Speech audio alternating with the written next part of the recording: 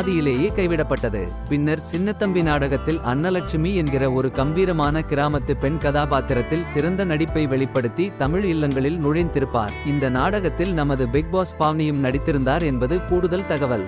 சின்ன தம்பி நாடகத்தில் கதாநாயகனின் அம்மாவாக கலக்கிய இவர் தொடர்ந்து தனது அடுத்த நாடகமான காற்றின் மொழியில் கதாநாயகியின் அம்மாவாக வாழ்ந்திருப்பார்.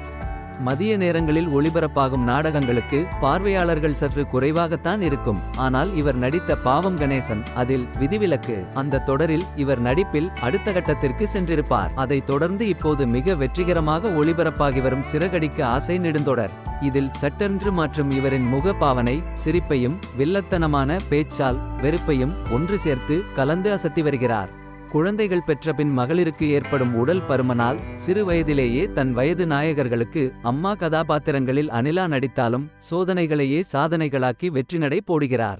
வாழ்த்துகள் விஜயா.